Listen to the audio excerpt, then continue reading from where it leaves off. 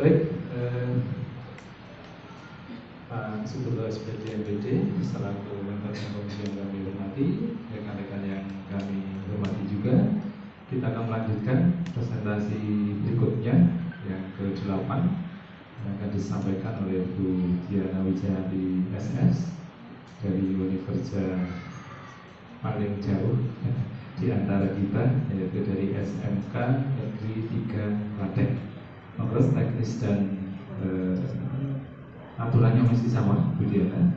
Mungkin nanti sekaligus Bapak Ibu rekan-rekan yang lain bisa memberikan pertanyaan maupun masukan. Sebelumnya kami silakan Bu Diana. Baik, terima kasih Pak Budi selaku moderator. Selamat pagi, mohon izin Bapak Sutopo SPT MPD selaku mentor kami yang sudah setia membersamai. Dan juga selamat pagi Bapak Ibu peserta orientasi, teman-teman seperjuangan. Selamat pagi. Ya, kali ini saya ingin melanjutkan apa yang menjadi tugas akhir kita dalam orientasi pengenalan nilai dan etika khusus untuk P3K, dan laporan yang sudah saya buat kira-kira seperti ini kan. Ya, sebelumnya saya perkenalkan diri, nama saya Diana Wijayanti dan saya berada di SMK Negeri 3 Klaten sebagai unit kerja saya. Dan pagi ini saya akan menyampaikan apa yang sudah saya tulis dalam laporan orientasi saya yang kita bersama sudah lalui dalam 9 hari kemarin. Saya menuliskan dalam beberapa bab. Secara garis besar nanti saya akan sampaikan, dimulai dari yang bab pertama, berisi tentang latar belakang, maksud dan tujuan. Dari bab 1 ini saya bisa mengambil kesimpulan bahwa kita sebagai ASN khususnya P3K mampu memahami tugas dan fungsi serta nilai-nilai serta etika jabatan baik dalam lingkup Provinsi Jawa Tengah maupun secara khusus di mana tempat kita mengajar. Gitu. Jadi di bab 1 kita dimantapkan untuk bisa memahami tugas dan fungsi. Lalu berikutnya di bab yang kedua ada nilai dan etika pemerintah Provinsi Jawa Tengah, berisi tentang visi-misi, struktur organisasi, baik secara umum keseluruhan dan terkhusus dalam kedinasan kita yaitu Dinas Pendidikan Provinsi Jawa Tengah hingga sampai ke cabang dinas. Yang terakhir ada manajemen kepegawaian dan penilaian kinerja. Di bab yang kedua ini saya secara pribadi semakin paham tentang nilai etika yang diharapkan bagi kita semua sebagai ASN di pemerintahan Provinsi Jawa Tengah. Gitu, termasuk dengan penilaian kinerjanya juga. Lalu berikutnya di bab yang ketiga saya menuliskan resume tentang nilai dan etika organisasi perangkat daerah atau OPD khususnya di tempat saya bekerja yaitu di SMK Negeri 3 Klaten, di mana ada misi-misi yang tertuang dalam tujuan dan sasaran, program strategis, struktur organisasi, dan khususnya tugas pokok dan fungsi P3K. Untuk visi dan misi SMK 3 Klaten, kami mengharapkan bahwa tamatan kami ini tidak hanya berkarakter tetapi juga unggul, berdaya saing, dan mempunyai pengenalan lingkungan. Dan yang menjadi poin penting pada saat ini adalah di bab yang keempat tentang rencana hasil kerja P3K yang terambilkan dari RHK kepala sekolah yang bisa diintervensi. Saya tuliskan ada 3 RHK di dalam laporan saya. Yang pertama adalah terkelolanya kegiatan pengembangan kompetensi guru dan tenaga kependidikan. Lalu yang kedua, terlaksananya peningkatan kualitas praktik pembelajaran guru. Dan yang ketiga adalah terkelolanya pelaksanaan pembelajaran yang berfokus pada implementasi kurikulum operasional satuan pendidikan atau KOSP. Secara khusus, saya menyampaikan dalam RHK pertama tadi terkelolanya kegiatan pengembangan kompetensi guru dan tenaga kependidikan. Saya sampaikan juga di situ bahwa dalam RHK pertama intervensi kepala sekolah ada meningkatnya kompetensi melalui peran sebagai penyusun perangkat ajar yang dapat dibagikan kepada guru dan atau kepala sekolah lain melalui PMM. Saya yakin Bapak Ibu semua dalam setiap awal tahun pembelajaran kita diminta untuk membuat perangkat pembelajaran begitu. Nah, untuk tahun yang lalu di SMK 3 mencoba untuk diharapkan setiap kami Bapak Ibu guru itu bisa membagikan apa yang sudah kita buat dalam perangkat pembelajaran, khususnya modul ajar atau setidaknya bahan ajar yang paling sederhana saja untuk bisa dibagikan diupload melalui PMM begitu. Lalu untuk nilai berakhlaknya untuk RHK saya yang pertama ini ada kompeten, adaptif, dan berorientasi pelayanan. Yang kompeten artinya apa yang sudah kita sepakati atau apa yang sudah menjadi tugas kita menjadi guru itu bisa tetap kita tuangkan sesuai dengan kompetensi kita, sesuai dengan komitmen kita untuk bisa memberikan yang terbaik. Maka harapannya tidak hanya membuat untuk diri sendiri, namun juga bisa membagikannya sebagai praktik baik di dalam PMM. Lalu untuk nilai adaptifnya adalah harapannya setiap Bapak Ibu guru kami khususnya yang ada di SMK 3 itu bisa mengikuti perkembangan zaman atau setidaknya kita bersamai anak yang saat ini memang anak-anak yang digital, berubah digital. Jadi harapannya kita bisa mengikuti perkembangan zaman, bisa bersamai anak-anak kita sehingga anak-anak juga bisa nyaman. Dan terakhir berorientasi pada pelayanan. Seperti yang disampaikan tadi bahwa saat kita bisa menyusun perangkat ajar dan kita membagikannya itu juga merupakan wujud orientasi pelayanan yang kita buat tidak hanya kepada peserta didik kita namun juga secara keseluruhan di dalam dunia pendidikan. Itu RHK yang pertama. Lalu RHK yang ketiga, terkelolanya pelaksanaan pembelajaran yang berfokus pada implementasi kurikulum operasional satuan pendidikan atau KOSP. Terlaksananya pembelajaran melalui perencanaan dan perangkat nilai atau assessment yang mengacu pada kurikulum operasional satuan pendidikan atau KOSP, di mana di RHK ketiga ini untuk nilai berakhlaknya saya ambilkan dari loyal, harmonis, dan adaptif. Loyal atau kesetiaan ya untuk kita terhadap panggilan kita sebagai guru, maka itu juga bisa dilaksanakan dalam proses pembelajarannya.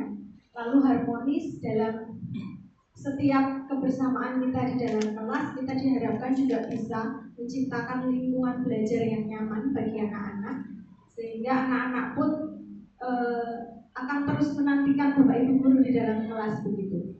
Nah, lalu yang adaptif seperti tadi yang sudah disampaikan bahwa kami diharapkan khusus untuk guru-guru normatif itu diharapkan bisa memberikan atau mengintegrasikan pembelajaran kami di kejuruan kami, Pak. Jadi kalau di SMK 3 itu kami ada 4 kejuruan, yaitu kecantikan, perhotelan, lalu busana, dan kuliner begitu. Sama juga dengan yang disampaikan oleh Bu Nur tadi bahwa di pembelajaran kami di bahasa Inggris pun juga terintegrasi. Jadi kami harus mulai berpikir bahwa pembelajaran yang adaptif saat saya masuk di kelas kuliner ya nanti bahasa Inggrisnya vocabulary-nya adalah kuliner. Berbeda saat nanti kecantikan, kami juga akan menggunakan teks-teks yang merujuk pada kecantikan dan lain sebagainya. Itu untuk RHK yang ketiga. Itu saja yang bisa saya sampaikan Bapak Ibu. Tapi setidaknya dari apa yang sudah saya sampaikan, saya menggarisbawahi bahwa program orientasi yang saya ikuti ini sangat berguna untuk memberikan pemahaman sebagai ASN khususnya P3K secara garis besar menjadi bagian dari Provinsi Jawa Tengah dan juga menjadi bagian dari setiap sekolah kita masing-masing, sehingga kita juga bisa memberikan kontribusi terbaik kita kepada sekolah dan juga Jawa Tengah. Demikian Bapak Ibu dan Bapak Broto. Monggo jika ada pertanyaan dari Bapak Ibu yang bisa saya jawab. Saya tanya. Oke, monggo Pak Sestu. Jaminnya. Gini Bu Jenas, saya perkenalkan dulu, saya Wibowo dari SMK Negeri Kerja selanjutnya. Ingin bertanya, dari lamaran Bu tadi bahwa dalam RH 3 tadi itu bahwa terlaksananya pembelajaran melalui perencanaan dan perangkat penilaian asesmen yang mengacu pada kurikulum satuan pendidikan atau KOSP. Nah, dalam penilaian nilai berakhlak itu ada terus kata adaptif dan MA. Nah, itu bisakah dicontohkan realnya bagaimana? Terima kasih. Baik, terima kasih Pak Restu untuk pertanyaannya. Tadi saya belum secara detail nih Pak, hanya dalam mapel saya yang bahasa Inggris itu kami bersama dengan tim MGMP lokal itu biasanya akan membagi nanti kira-kira untuk yang jelas teks. Saat kita belajar tentang teks itu nanti akan disesuaikan teksnya apa. Jika sebagai contoh saja paling sederhana memang di bahasa Inggris adalah text procedure. Jadi how to do something gitu. Bagaimana melakukan sesuatu yang biasanya kalau di SMP itu paling sebagai contoh sederhana adalah membuat mie instan gitu ya. Jadi akhirnya anak-anak itu hanya berfokus pada text procedure adalah membuat, padahal tidak hanya membuat tetapi bagaimana mengoperasikan dan lain sebagainya gitu. Nah, 1 tahun yang lalu saya sudah mencoba itu bersama dengan teman-teman saya. Contoh untuk text procedure misalnya kalau di kecantikan itu yang sederhananya adalah anak-anak itu dalam proyeknya sesudah memahami text procedure mereka diharapkan bisa membuat teks itu secara tertulis dalam bimbingan guru, lalu sesudah itu mereka akan merekamnya Pak. Jadi boleh dalam bentuk audio, boleh juga dalam bentuk video. Jadi ini kami serahkan kepada anak-anak, jadi anak-anak tidak terbebani harus membuat video gitu. Karena yang kami nilai adalah how to pronounce, bagaimana mereka menyampaikannya dengan sesuai. Begitu untuk contoh text procedure. Itu pula dengan nanti ranah yang lain. Kalau kuliner ya itu tadi mungkin instan, mungkin apa gitu.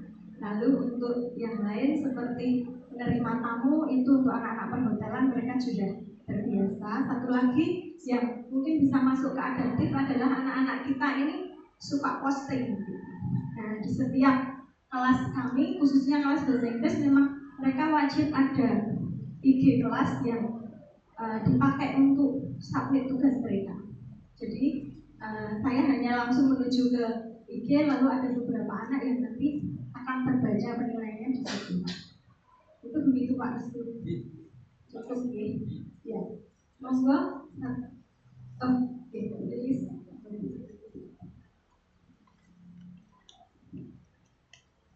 Terima kasih Bu Diana. Ada satu pertanyaan terkait dengan pemaparan yang tadi dijelaskan. Pertanyaannya adalah meningkatnya kompetensi melalui sebagai penyusun perangkat ajar atau modul ajar yang dibagikan kepada guru atau kepala sekolah melalui PMN. Apakah itu diwajibkan bagi setiap guru dalam setiap semester? Terima kasih Bu Dewi pertanyaannya. Saat pertama kali dari Bapak Kepala menyampaikan untuk kami bisa mengupload perangkat ajar itu bayangan kami memang berat Pak waktu itu gitu. Karena ada tulisan memang dapat 24 tapi kan dikurasi ya. Nah jadi kami ragu gitu. Tetapi dari tim kurikulum dan juga dari ketenagakerjaan khususnya juga Bapak Kepala Sekolah itu memberikan gambaran bahwa dicoba saja. Pokoknya yang penting bukti dukungnya adalah bisa terupload. Yang paling sederhana saja nggak usah modul ajar gitu, tetapi bahan ajar. Jadi 1 kali pertemuan saja yang dilakukan apa?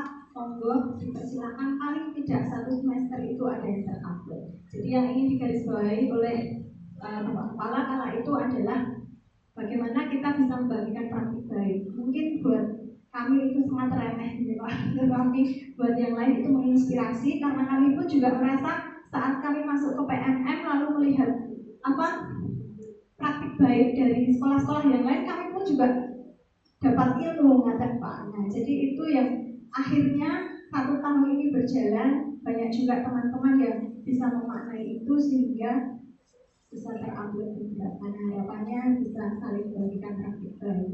Begitu tulis. Oke, matur nuwun. Apakah ada yang lain lagi? Jika tidak, saya akan tutup. Matur nuwun untuk perhatiannya dan juga untuk pertanyaannya, Bapak Ibu. Tetap semangat untuk menjadi P3K yang berdaya. Ya, monggo Bapak. Matur nuwun Pak Dr. dan saya kembalikan kepada Pak Budi. Terima kasih Bu Diana yang sudah memaparkan hasil atau laporan orientasinya terkait dengan apa yang sudah